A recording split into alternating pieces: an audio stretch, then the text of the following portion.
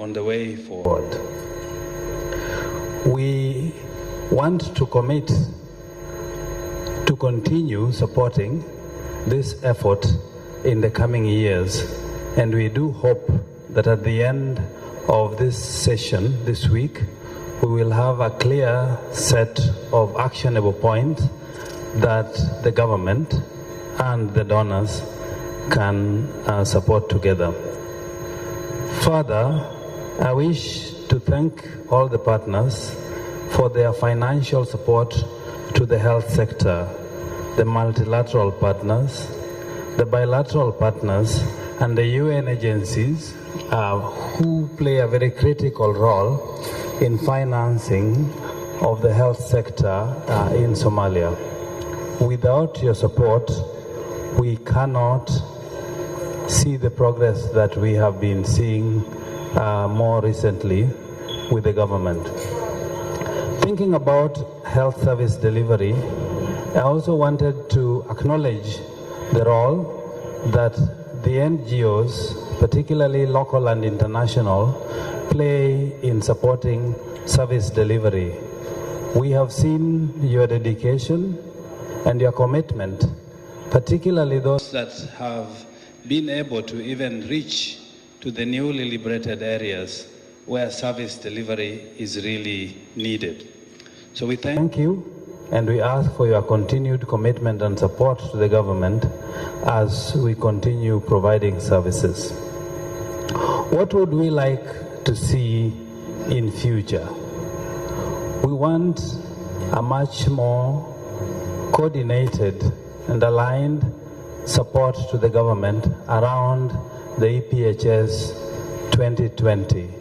That should be our common delivery platform, and if all partners can come around that plan and support the government to be more effective in doing that, I think we could be making a lot more progress going forward. We also want to strengthen the government leadership so that we are better coordinated. When we look at Somalia today, we see a bit of inequitable distribution of resources. Some areas are performing way better than other areas, and we want to make sure that at least as we provide that support, we do not leave any part. When we look at the data around we also see a major discrepancy. There are some that for inviting us, and we look forward to a very fruitful deliberation with the government this coming 3 days. Thank you very much.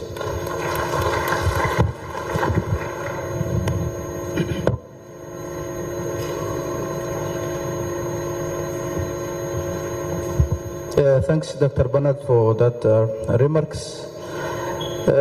Allow me now to call the Director General of the BRA to speak on behalf of FMS, Dr. Abdurrahman Ahmed Mohammed. Dr. Abdurrahman, welcome.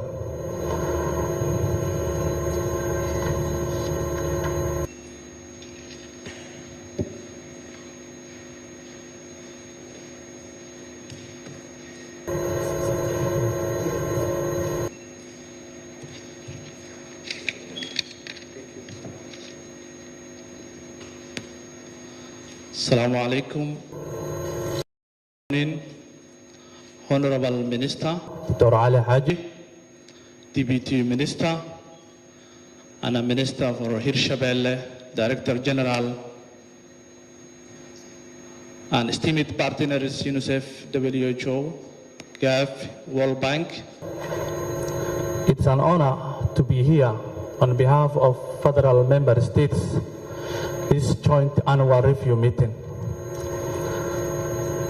This joint annual review meeting, collectively, we assess progressive and challenges and area needs to improve. And as we all know, Somalia health sector are the bottom line compared East Africa countries. I hope we are at the time to change or transformation health sector Somalia. If you look at the maternal mortality rate, we are the candidate, the bottom line. If you look at zero dose children, we are the candidate at the bottom line. So we are at the time to intervention Somali health sector and lead by Federal Minister of Health. And we are here on behalf of federal member states to commit an implementation that the leadership for the Somalia government.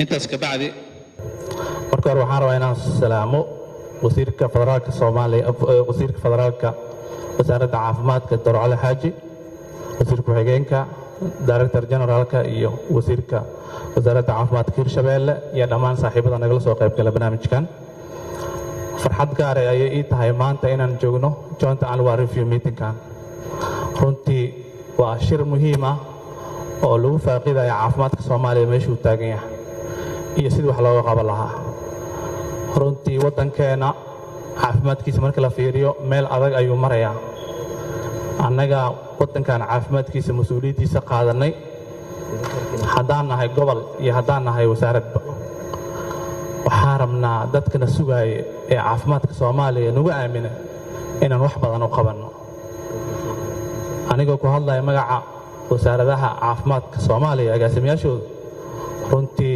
shaqo kasto ama istaraatiiji kasto la gaaray aniga diyaar iga tahay wasaaradahana diyaar ka tahay inay arrintaas wax ka qabtaan anigoo qiimeynaya waqtiga kooban oo aan haysano waxaan rabaa inaan intaas kalimadeeda ku soo gabagabeeyo assalaamu calaykum warahmatullahi wabarakatuh.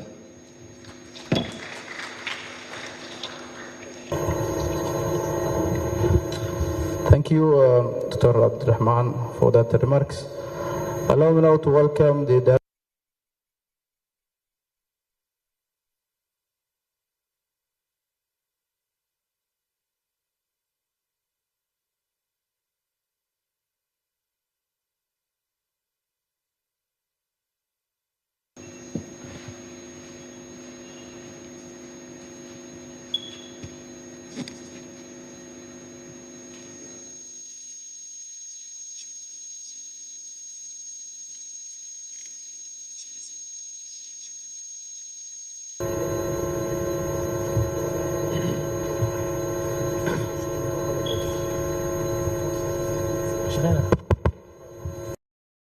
الحمد لله ثم الصلاة والسلام على من لا نبي بعده ورين وحن سلام يا وزيرك وزارة عافمادك دكتور علي حاجي وزيرك وزارة عافمادك هيرشبيل iyo agaasimayaasha guud ee wasaaradda caafimaadka xubnaha maaragtay dowladda federaalka maamulgoboleedyada agaasimo waxeedyada dhammaan marti sharafta nagala joogto bahwadaagta haday ahaan lahaayeen deeq-bixiyaasha kaalmeeyo maxay ahayd sektorka caafimaadka Soomaaliya hay'adaha farsamo ahaan nagala shaqeeyo iyo kuwa UN-kaba dhammaan waa idin salaamaya salaan kadib waxaan rabaa inaan ku soo dhaweeyo shirkan oo maanta ay soo abaabushay wasaaradda caafimaadka dowladda federaalka ee Soomaaliya ku saabsan sidii wadajir loogu qiimeyn lahaa hawsha baaxadda leh aan ka hayno sektorka caafimaadka Soomaaliya annagoo isku duuban haddii aan ahaan lahayn dowladdii iyo hay'adihii bahwadaagta iyo deeq-bixiyaashii taageeraya caafimaadka Soomaaliya intaba runtii shirka maanta aan isugu nimin wuxuu ka dhashay dadaal dheer oo muddo soo socday aasaadkooda maaragtay daragsantiinba sanadkii 2023 kulamadii aan ugu talagalnay inaan isugu duuno dadaalada lagu bixiyo caafimaadka Soomaaliya ee aan ka soo bilownay kulankii ugu horeeyay Nairobi ee dhammaan bahwadaagtay joogeen ballamihii iyo maaragtay ka go'naashadii la gaaray ahayeen inaan ugu dambeyn midayno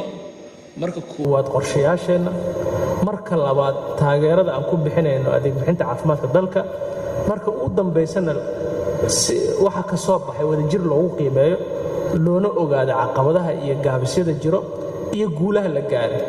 marka waxaan ku faraxsanahay maanta inay dhawowday ballanqaadkii ahaa inaan wadajir isugu nimaano oo si aan u qiimeyno dadaalka aan ku bixinayno adeeg bixinta caafimaadka ee dalka Soomaaliya.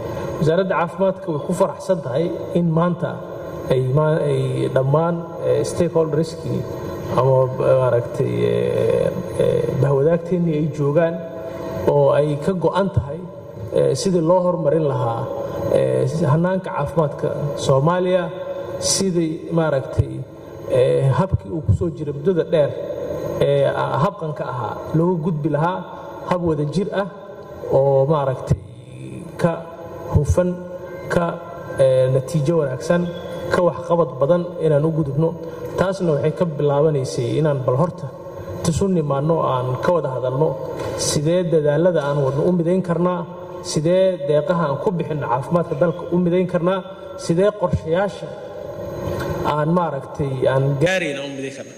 marka waxaan ku faraxsanahay tiimka farsamayaqaanada wasaaradda caafimaadka heer federaal iyo ayagoo kaashanayo maaragtay farsamayaqaanada heer dowlad goboleed inay ku guuleysteen inay maanta maaragtay isu keenaan dhammaan stakeholderskii u muhiimsanaa in aan wadajir u qiimeyno Soomaaliya caafimaadkeeda halkuu maraya, halkeen rabnaa 5 sano soo socota inaan gaarsiino, iyo sida aan ku gaarsiin lahayn inaan ka maaragtay xaajoono aan isku waafaqno. marka waxaan rabaa inaan ku soo dhaweeyo ugana mahad celiyo dhammaan ka soo qaybgalayaashii maaragtay kulankan.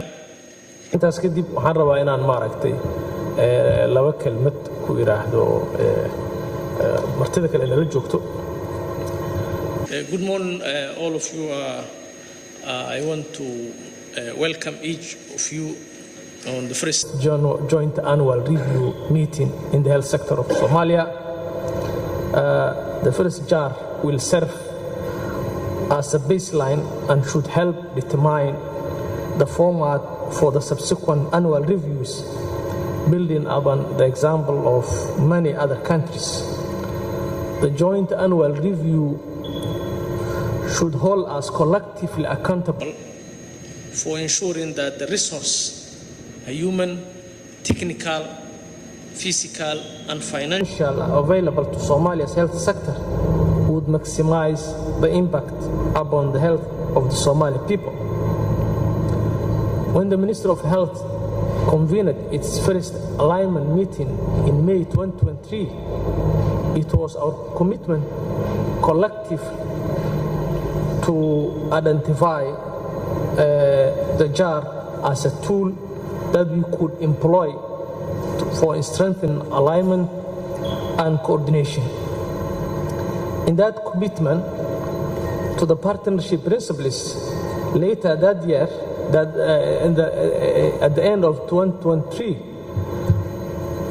our partners and the government of all recognized sources of financing, and also share and discuss findings of analysis which reveal information of bottlenecks and the success, and also want to discuss the lessons learned and agree upon implied adjustment to objectives, targets and strategies, and finally to assess the progress on the alignment and adherence to these partnership principles that we agreed collectively. The first JAR will not fully achieve all these aims, but I want to recall our commitment.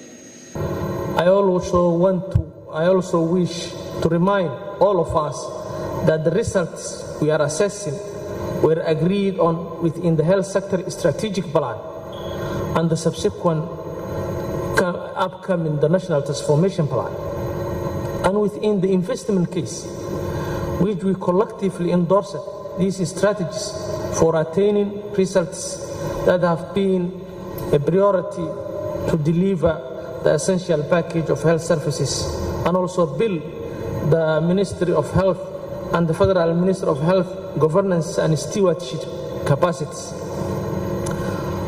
Over these few days, together we will not jointly take stock how well we are doing on the delivering the EPHS, ensuring the quality and the coverage, and also allocating and using the financing available, public, private, and development assistance, and better aligning and harmonizing fragmented financing, strengthening and deploying human resource for health, collecting, analyzing, and using reliable information, while better alignment and harmonizing fragmented M&E initiatives. Engaging private sector actors to ensure quality and expand coverage, and improving the management of the supply chain to provide quality essential medicine, vaccines, supplies, and the medical equipments. We will also discuss how we can jointly endorse the common set of indicators which will be employed collectively to take stock to each of us in the future of the coming years. Ideally, these indicators would be reflected in the result frameworks of all our investors, even as they will not reflect the universe of everything which will be measured. And we will use each of joint annual review to assess our adherence to the partnership principles. For each of us, implementing the partnership principles is still a work in understanding of the reasons for any lack of expected progress. And I ask all the partners and participants to contribute towards these aims. I want to also invite our development partners to post the joint annual review discussions, at which I hope we might consider how we want to support one another to make greater progress on the alignment and harmonization. Again, welcome and thank you, all of you.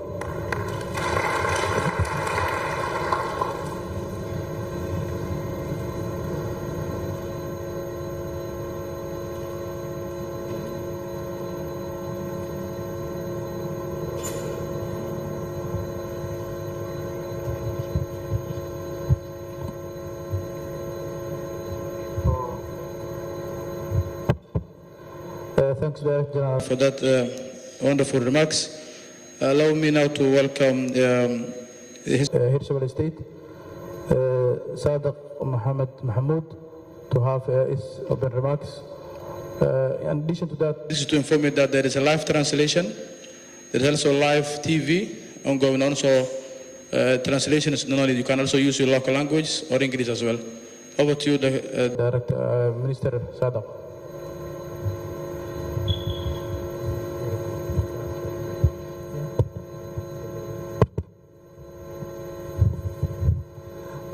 بسم الله الحمد لله اهلا وسهلا عليكم ورحمه الله تعالى وبركاته وزير caafimaadka dowladda federaalka wasiir ku-xigeenka agaasimaha guud agaasimaha caafimaadka gobolka banaadir agaasimaha xeediyada dhammaan ka soo qaybgalayaasha barnaamijka hay-adaha qaybta ka ah barnaamijka xaqiiqatan aad ugu faraxsanahay inaan ka soo qayb galno maanta barnaamijkan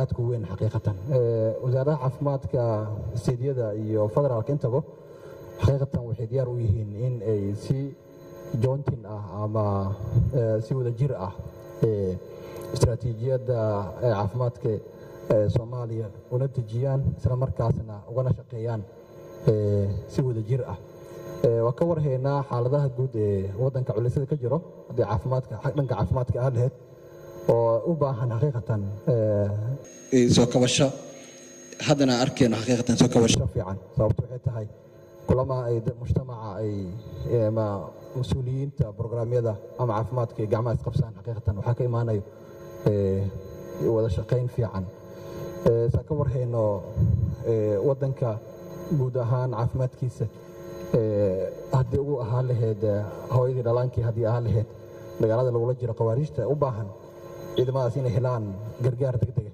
xaqiiqatan waa howlo u yaalo dhammaan wasaaradaha caafimaadka ee steediyada iyo dowladda federaalka intaba waana si wada jir ah ayayna howlahaas u fuli doonaan dowladda insha Allah mar kale aad ugu faraxsan inaan barnaamijkan aan ka soo qayb galno nugulana casuumo waan ugu mahadcelinayaa tiimka barnaamijka diyaarinaya technicalka oo labada dhinac diyaarinayo wasaaradda caafimaadka federaalka iyo memberska intaba aad u mahadsan salaam alaykum wa rahmatullahi wa barakatuh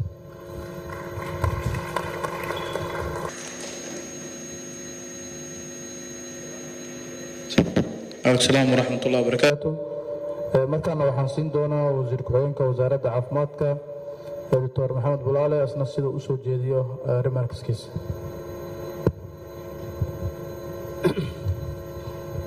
السلام عليكم ورحمة الله وبركاته. سلام يا رنتي مرتدى شرفت له. هل كان سوت مادي دهان لهاين بعد دونريسكا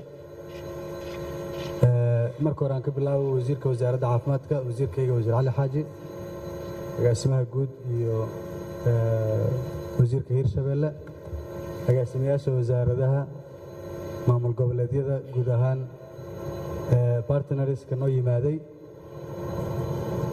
public dadka ka socda ama privateka iyo guud ahaan runtii marti sharafta danaysa iyo stakeholderska caafimaadka halkan fadhiya waxaa inoo maanta sharaf ah oo runtii taariikhi ah markii koowaad iskugu nimaanayno first joint annual review ama markii koowaad ee dalka caafimaadkiisa iyo bahda caafimaadka iyo hoggaanka caafimaadka iyo agaasimayaasha caafimaadka guud ahaan ee dalka ay iskugu imaanayaan si ay u asees gareeyaan u coordinate gareeyaan una ilaaliyaan horumarka caafimaadka dalka hadda meesha uu marayo loona iskugu xiro waxqabadkii hore oo runtii ahaa wax la taaban karo si mataqaana la iskala xisaabtamo wixii dhacay wixii wanaagsanna la isku encourage gareeyo wixii hor socda iyo qorshayaasha mustaqbalka inoo yaalana aan meesha iskaga xariiqano oo iskulana ogaano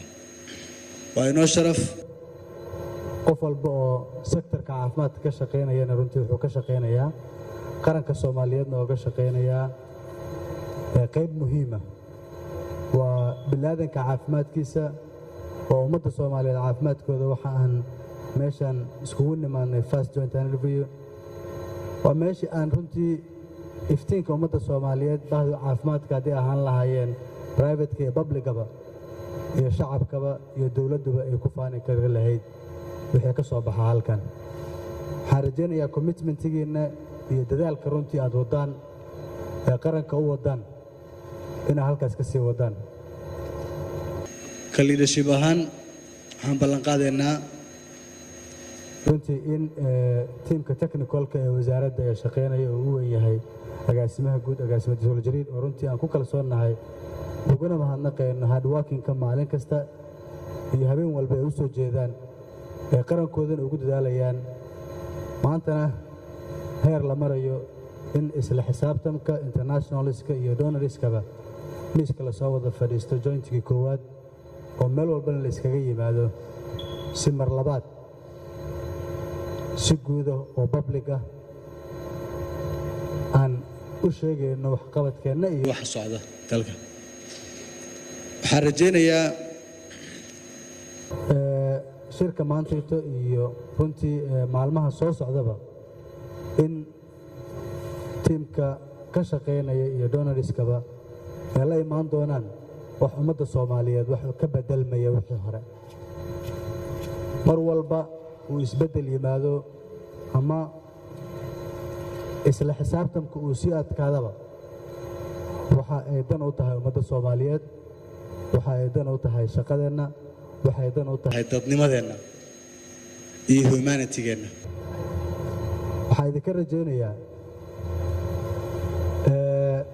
inuu noqdo shirkan kii koowaad waan dareemi karaa culaysyo badan baa imaan kara marka koowaad wax la furayo challenge-gaasna dhabarka ayaan u ridanaynaa insha Allah waa isla qaadaynaa waana ka wada shaqaynaynaa intaa waxaan rabay in aan Soomaali ku soo dhaho qodobo kale oo waxaan rabaa ayaguna insha Allah specifically aan ugu talagalay donoriska in aan kala hadlo oo English ugu tarjumaynta haddaan dhah.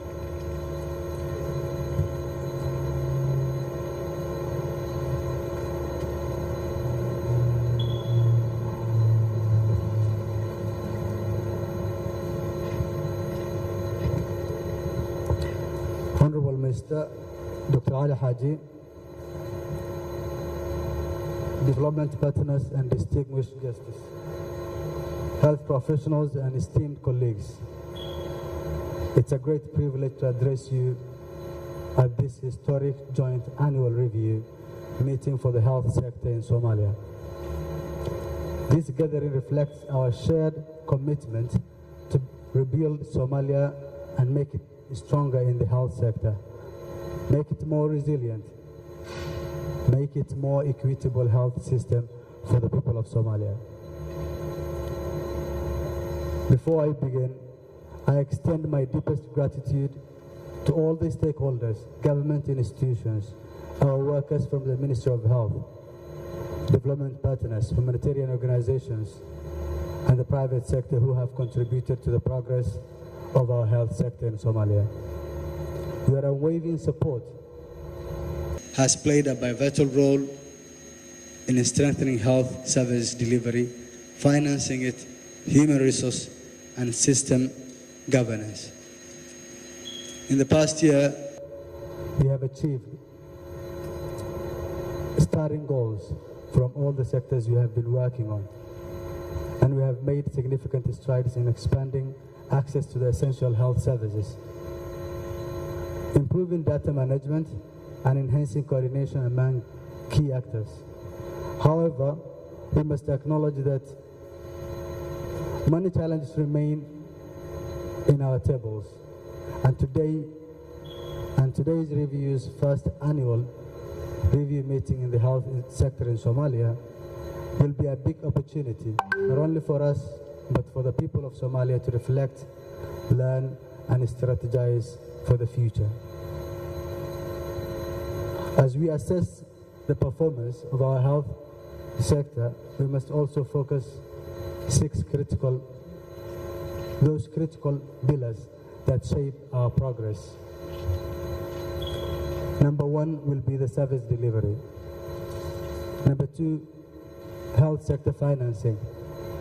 Number three, human resource for the health. And assessing the availability and equitability for all. Number four is to promote accountability, transparency, and enhancing governance by reviewing financial allocations, expenditure, and performance outcomes to ensure accountabilities.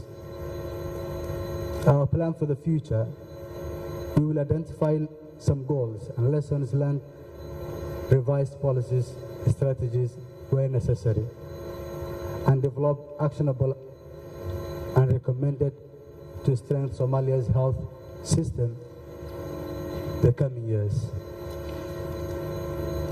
I would like to make some calls for action.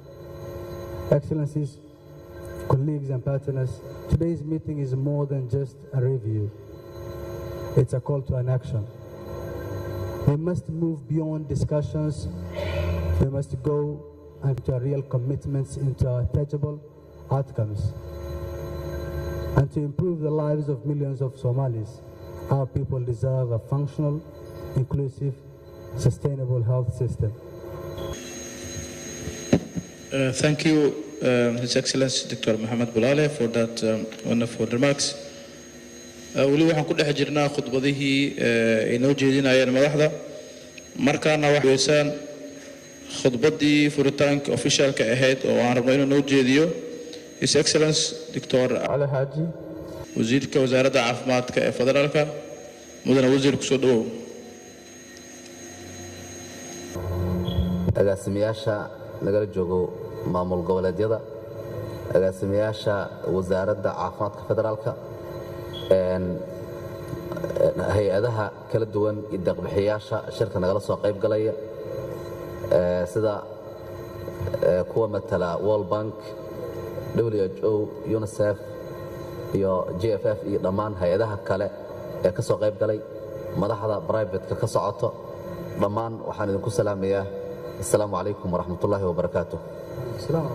salaan kadib sharaf ay noo tahay maanta inaan markii aan furayno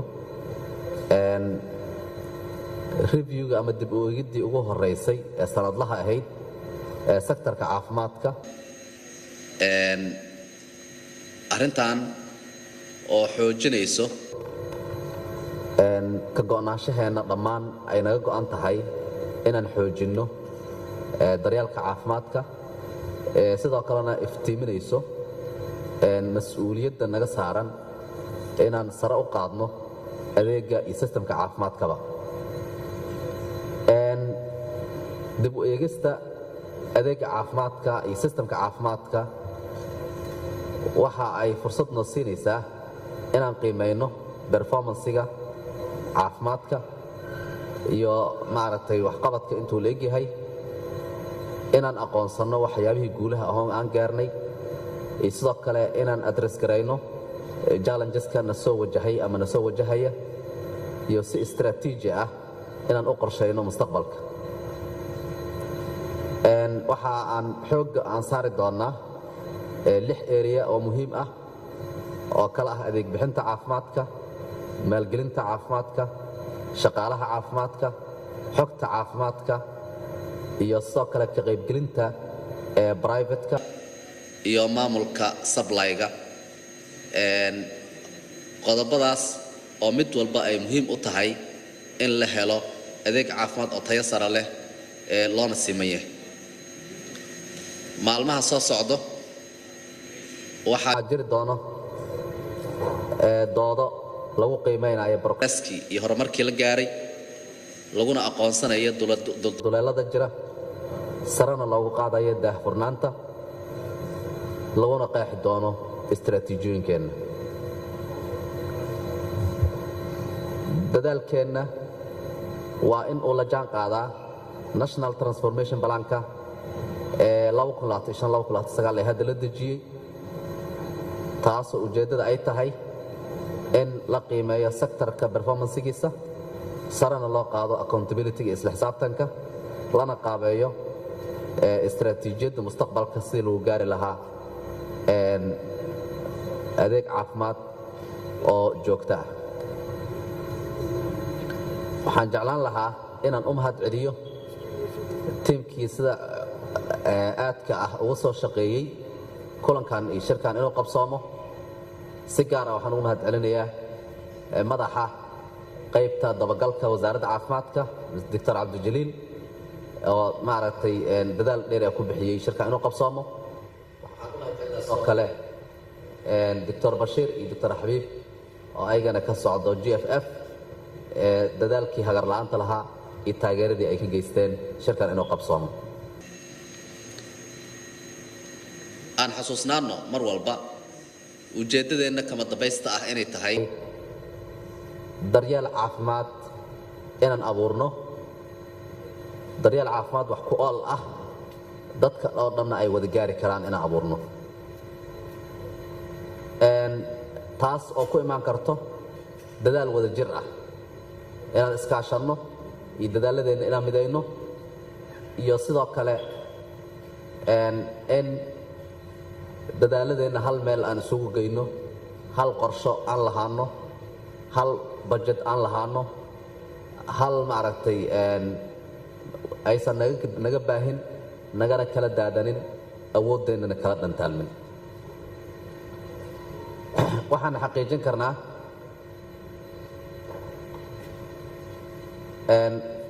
caafimaadka bulshadeenna waxa uu ku xiran yahay sida annaga aan ugu soo dhalaalno ballanqaadyada aan samayno ee ku aadan bulshadeenna inay helaan daryeel caafimaad oo ku dhisan cadaalad iyo sinaan. waxaan hoosta ka xariiqaynaa in ay laga maarmaan tahay in adeeg bixinta caafimaadka iyo maalgelintiisaba in ay noqdaan kuwa aligned ah oo maaragtay one national priority hal oo u socon jira wax badan ka bedasho inay ka soo baxaan ayaan rajaynayaa. waxaan rajaynayaa haddii turjumaad ay jirtay inaan loo baahnayn English inaan ku akhriyo. aad baa u mahadsantihiin.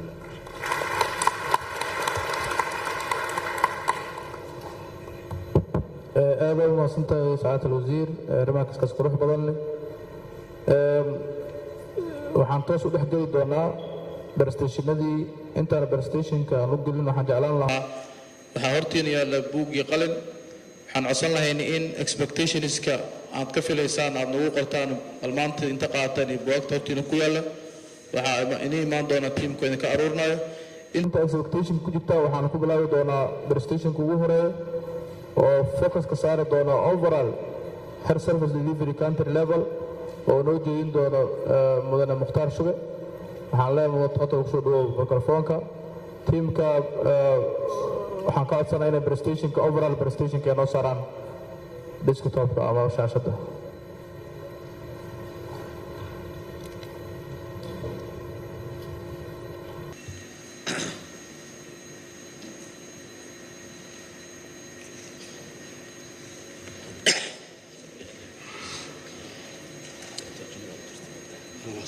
Assalamu alaikum. Good morning, Excellence Minister Dr. Ali Haji, and also His Excellence the Deputy Minister Dr. Bulale, also His Excellence Hirshabelle State Health Minister, and also the Federal MOHDG, the donor group, the partners, also MOHDGs. I mean from the family cities, DGs who also are represented, and also the FMOH departmental directors, and also the other technical MOH team. I'll be presenting a very short presentation, which will be an eye-opener and also setting the scene so that we, delve deeper to the other discussion points. If I request if they can share the screen, Gurash.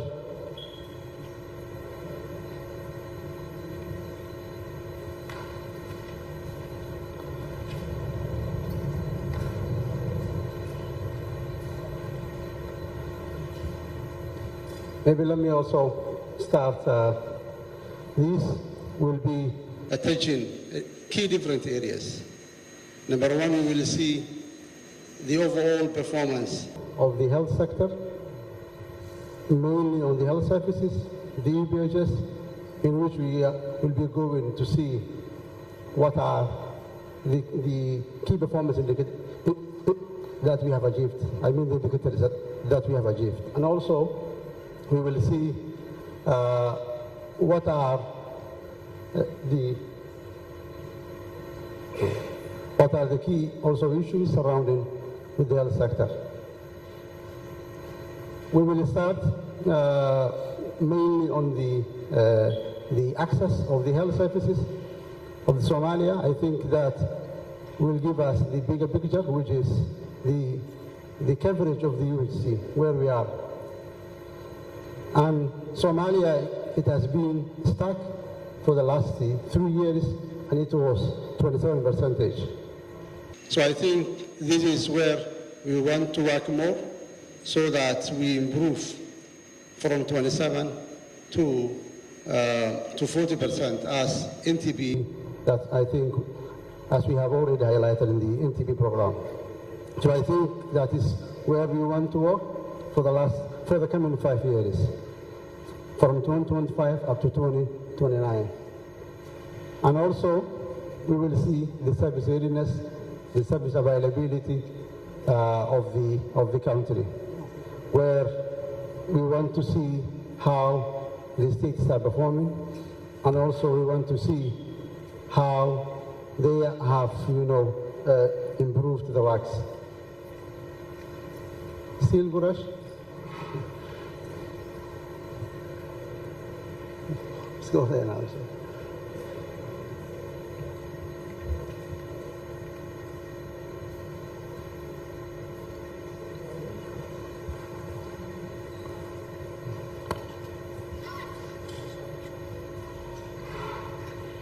Maybe Let us wait if they could share the slides so that we do it quickly.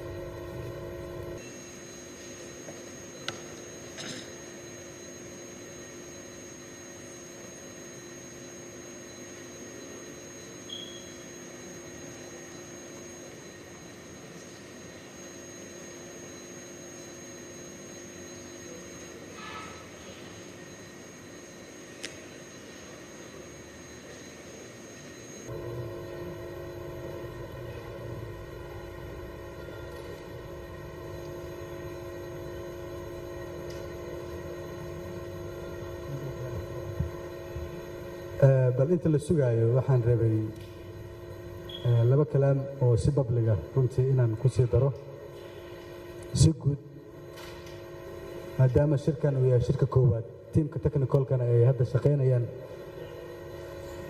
bal waxaan rabaa hal qodob oo si guud shacabka Soomaaliyeed iyo ummadda Soomaaliyeed iyo bahda caafimaadka ee jooga dal iyo dibadba oo runtii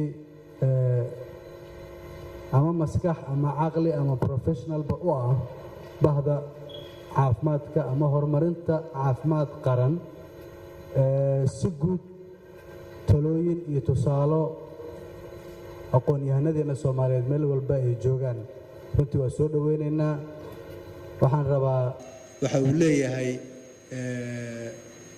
wasaaradda caafimaadka waxay leedahay meel lagala soo xiriiro wixii talooyin iyo tusaale ah looga soo diro halkaas inay u soo mariyaan si mataqaanaa waxyaabaha aan sameynanay effortkii juhudiyada socda ee qaranka uu ku jiro aad waxa uga dirsataan insha Allah Soomaalidu albaabka wasaaradda caafimaadka iyo bahda caafimaadka oo wada furan yahay wada shaqayn iyo gacan iyo garab la isku noqdaa ayaa runtii horumarka caafimaadka qaranka loo gaari karaa private sector-ka oo maal gashanaya ayaga naftigooda kolley tirar badan waa dhacaan laakiin waxaan rabay si guud caafimaadkan iyo tiimamka laga hadlayo hadda socon doona bahda caafimaadka jaamacadaha dhigta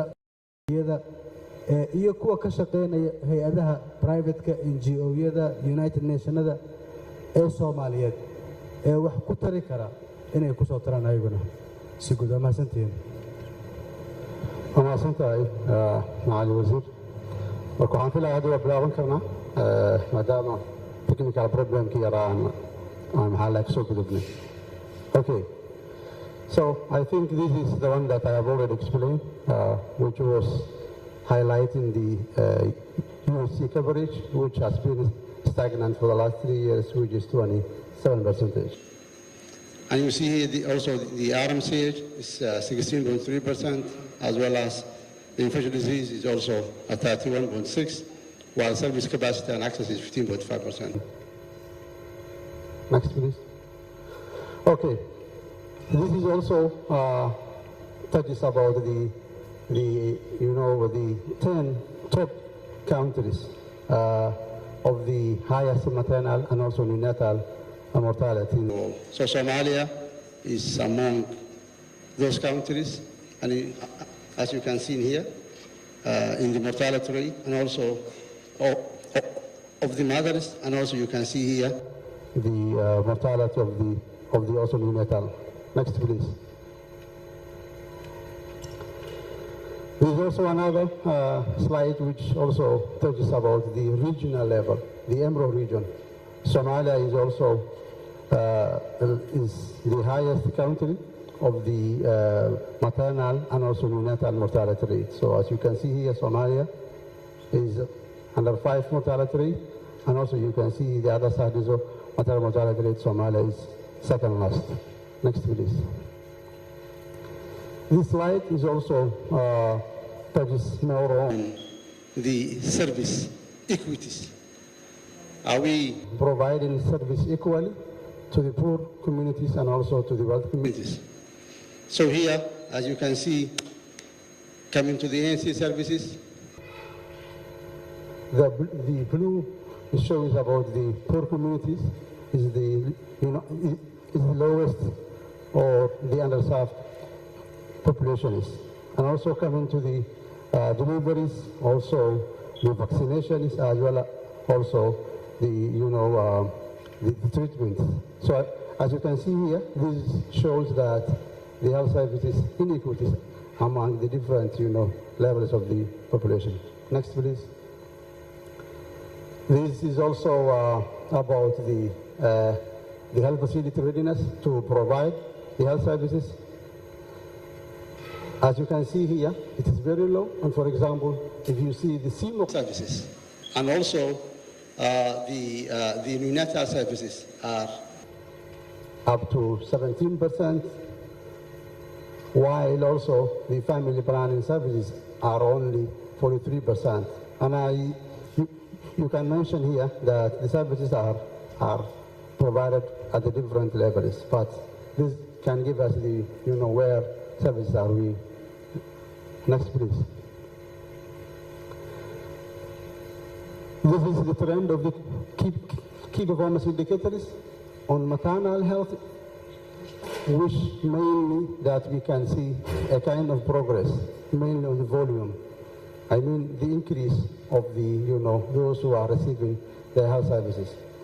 So in here, Penta 3, you can see 2022, 2023, and 2024, we are, getting reaching more population to get the vaccinations. Also, you can see under 5 OPDs, we are also improving, while also ANC4 has been also improving comparing to the last 3 years, as well as the deliveries and also the BACs. Next, please.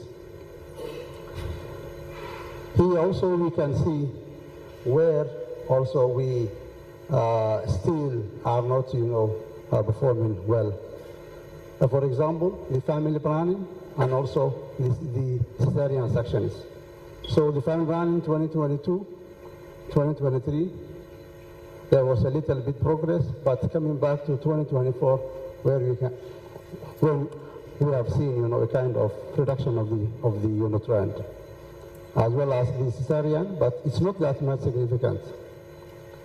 So live coverage has a direct link with the maternal and newborn mortality. So that's why we have been seeing these bigger numbers of the maternal mortality and also the neonatal mortality. Next, please. This is from the recent report of the HFFA, in which we have seen, the service availability comparing to those who have access to the services from 5 kilometers and also to the 10 kilometers, whether private and also the public. This is also shows that the Banadr region, where is the capital, has also a number of health centers and also the private where they decide. So I think it shows that it's almost reached 82%, 95%, 86%, which means a good number. But seeing the other areas, the other regions, so they show that still the access is a very, very big gap, because you can check Bokor, which is 3%, and also coming to Sanag, which is 4.3%. So I think this is a very critical, which shows that where we are in terms of the access of their service. Next, please. This is also, we are also comparing to the different levels of the health service delivery. Here we have the primary units, how they perform. They provide the services only 1% at the national level. And they provide, we were checking, are they providing the key 4 essential services, which are the family planning, the ANC, the BNC, and also the MCI. So here you can see that at the national level we have the full package of the EPHS, we are providing only 1%. So I think this is where we need also to invest a lot and see how BHUs provide a full package of the EPHS. So BHUs is in most of the regions are not providing the EPHS basic services. Next, please. This is also same the health centers. Also, we want to see our health centers how they also are providing the services. So here you can see that we have only 12%, which provide the essential package of their services that we have already, endorsed by the government, especially the Ministry of Health. We were seeing the 6 essential services, how are they also providing. So in total we have 20%, and also as per the different regions they are varying. But the health centers, There are, red flag areas, for example, Galgaduud, Hiran, Middle Shabelle, Juba and Sanag are not providing the EPHs that we want to deliver. So this is also another area that we want all health centers are providing EPHs, so they are required to provide the full package of the service that has been endorsed. Next. Coming to the district hospitals is also another key area that we want to see how they are performing. In total, we have 27%. The EPHs that we have now going on the field coming to the district level. We have only 27%, which is also in which also we were comparing the 7 essential areas. The family planning, the ANC, the delivery. Also, we want to conduct certain sections at the district level, the BMC, immunization, also the IMC. So these are what we are expecting, or to deliver the service. So this is, for example, the health centers in Banado region, in Seoul, Middle Shabelle, Nugal, Hiran are not also providing the all EPHs package that we expect. This is another area that we want, to shed some light, so that we want to improve, so that we provide the essential services that we want to get the Somali populations. Next, please. This is the service availability, starting from the ANC, which count is 67%, up to the cervical cancer.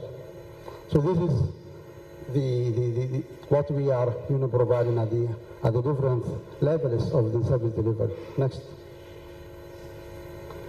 Coming to the utilization.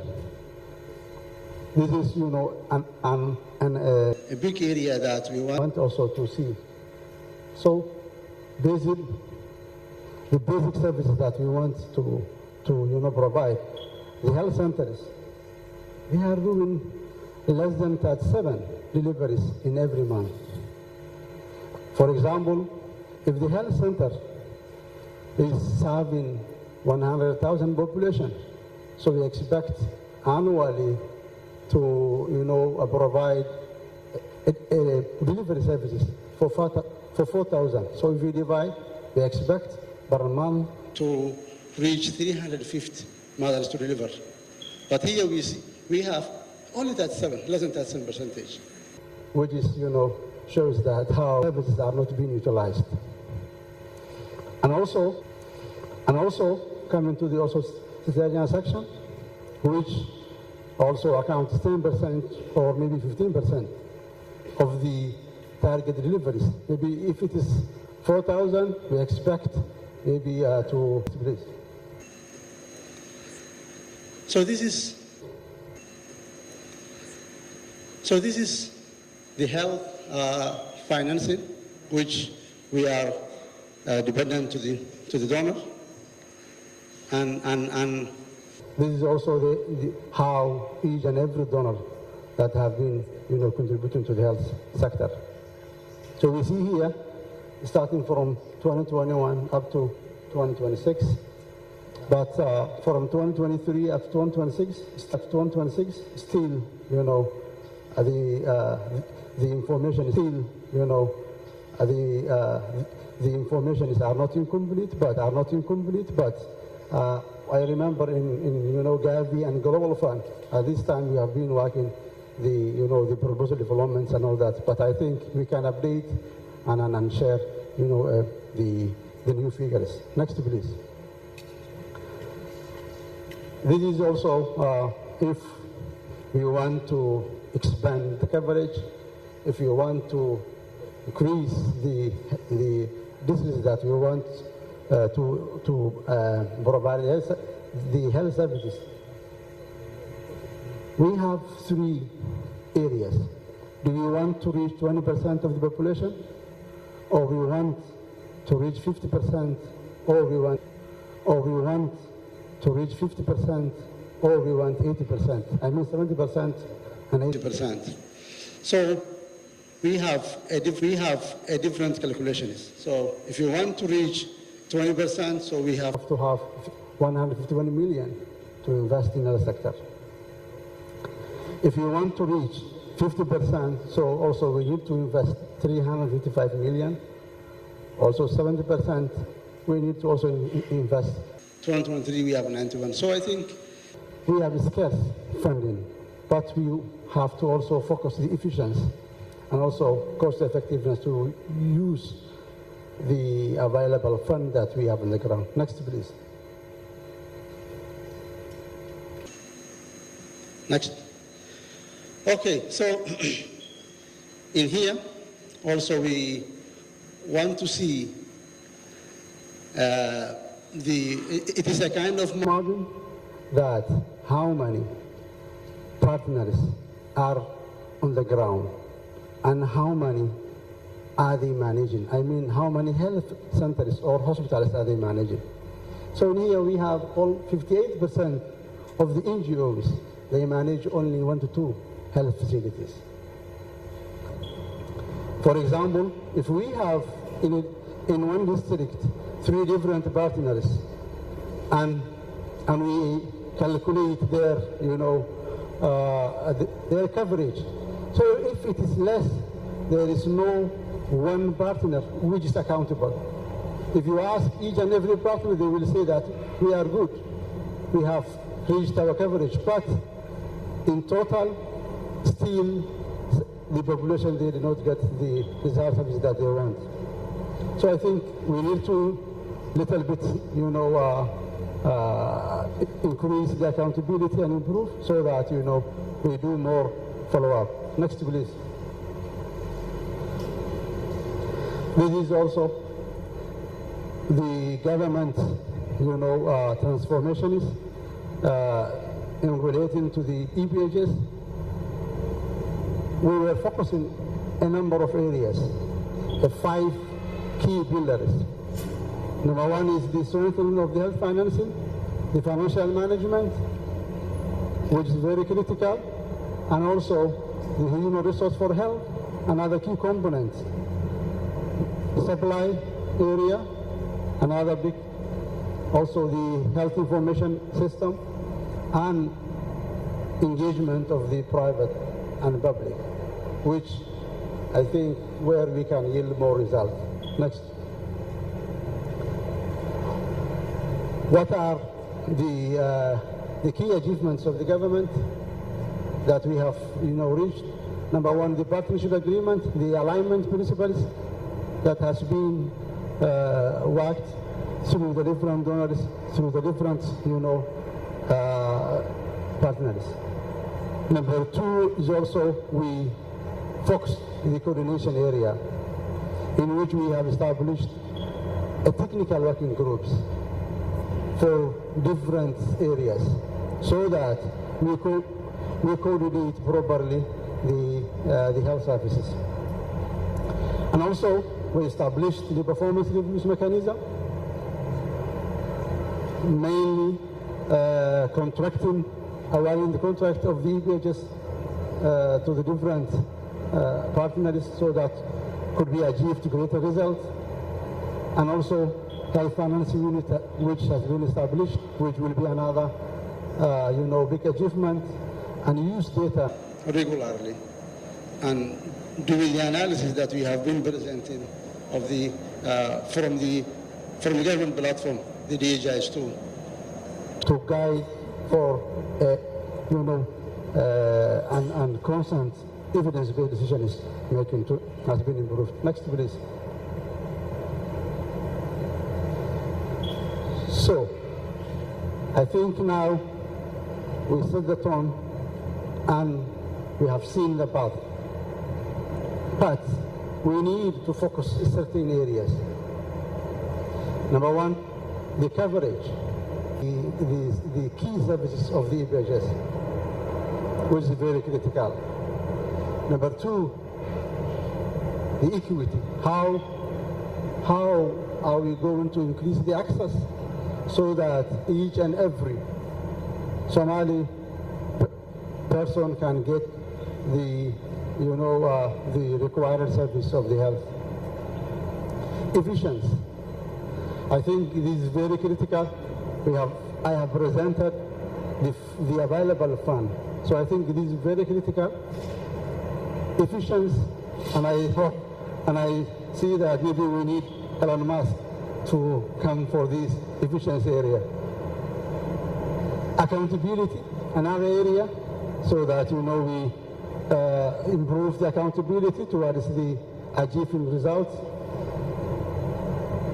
And also the last area, which is the utilization of services, because we have some services available now.